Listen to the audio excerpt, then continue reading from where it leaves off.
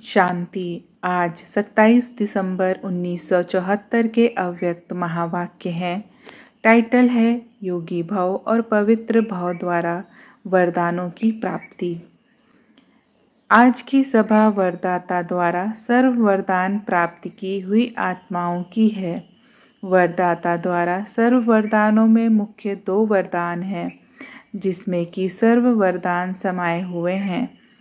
वह 2 वरदान कौन से हैं, उसको अच्छी तरह जानते हो या स्वयं वरदान स्वरूप वह वरदानी मूर्त बन गए हो। जो वरदानी मूर्त हैं वह स्वयं स्वरूप बन औरों को देने वाला दाता बन सकता है।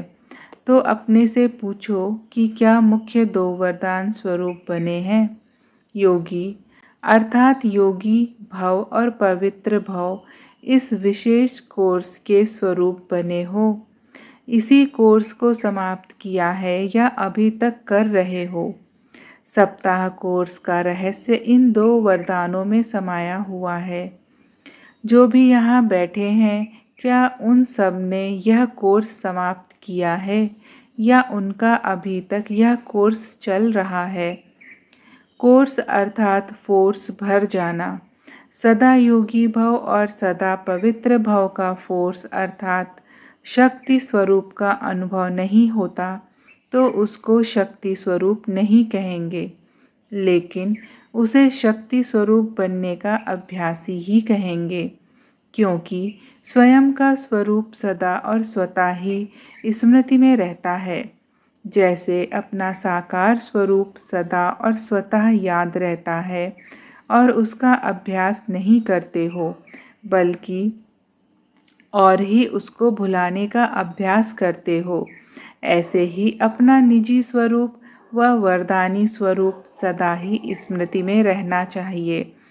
अपवित्रता का और विस्मृति का नामो निशान ना रहे।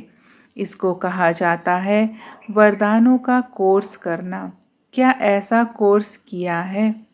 जैसे आप लोग सप्ताह कोर्स समाप्त करने से पहले किसी भी आत्मा को क्लास में नहीं आने देते हो, ऐसे ही ब्राह्मण बच्चे जो यह प्रैक्टिकल कोर्स समाप्त नहीं करते तो बाप दादा व ड्रामा भी उनको फर्स्ट क्लास में आने नहीं देते। फर्स्ट क्लास कौन सी है? वे सतयुग के आदि में नहीं आ सकते। जब आप लोग उनको क्लास में आने नहीं देते तो ड्रामा भी फर्स्ट क्लास में जाने का अधिकारी नहीं बना सकता। फर्स्ट क्लास में आने के लिए यह मुख्य 2 वरदान प्रैक्टिकल रूप में चाहिए। विस्मृति या अपवित्रता क्या होती है इसकी अविद्या हो जाए।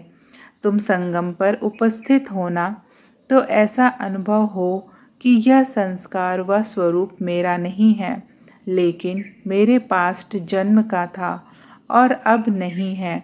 मैं तो ब्राह्मण हूँ और यह तो शूद्रों के संस्कार व उनका स्वरूप है।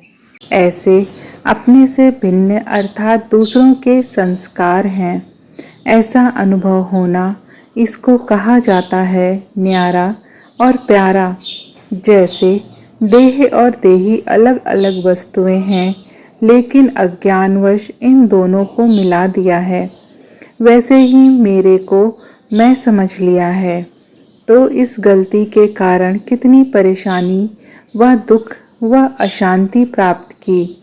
ऐसे ही यह अपवित्रता और विस्मृति के संस्कार जो मेरे अर्थात ब्राह्मणपन के नहीं लेकिन शूद्रपन के हैं, उनको मेरा समझने से माया के वश व परेशान हो जाते हो, अर्थात ब्राह्मणपन की शान से परे दूर हो जाते हो। यह छोटी सी भूल चेक करो कि कहीं यह मेरे संस्कार तो नहीं या यह कहीं मेरा स्वरूप तो नहीं। समझा? तो पहला पाठ पवित्र भव व योगी भव को प्रैक्टिकल स्वरूप में लाओ, तभी बाप समान और बाप के समीप आने के अधिकारी बन सकते हो। आज कल्प पहले वाले बहुत काल से बिछड़े हुए बाप की याद में तड़पने वाले व अव्यक्त मिलन मनाने के शुद्ध संकल्प में रमण करने वाले, अपने स्नेह की डोर से बाप दादा को भी बांधने वाले और अव्यक्त को भी आप समान व्यक्त बनाने वाले, वह नए नए बच्चे व साकारी देश में दूरदेशी बच्चे जो हैं, उनके प्रति विशेष मिलन के लिए बाप दादा को आना पड़ा है। तो शक्तिशाली कौन हुए, बांधने वाले या बंधने वाले? बाप कहते हैं, वाह बच्चे, शाबाश बच्चे।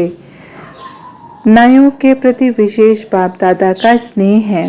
ऐसा क्यों? निश्चय ही सदा विजय है। विशेष स्नेह का मुख्य कारण नए बच्चे सदा अव्यक्त मिलन मनाने की मेहनत में रहते हैं। अव्यक्त रूप द्वारा व्यक्त रूप से किए हुए चरित्रों का अनुभव करने के सदा शुभ आशा के दीपक जगाए हुए होते हैं। ऐसी मेहनत करने वालों को फल देने के लिए बाप दादा को भी विशेष याद स्वतः ही आती है। इसलिए आज की याद, आज की गुड मॉर्निंग व नमस्ते विशेष चारों ओर के नए नए बच्चों को पहले बाप दादा दे रहे हैं। साथ में सब बच्चे तो हैं ही, अब व्यक्त द्वारा अव्यक्त मिलन सदा काल तो हो नहीं सकता, इसलिए आने के बाद जाना होता है। अव्यक्त रूप में अव्यक्त मुलाकात तो सदा काल की है। ऐसे वरदानी बच्चों को याद, प्यार और नमस्ते। ओम शांति।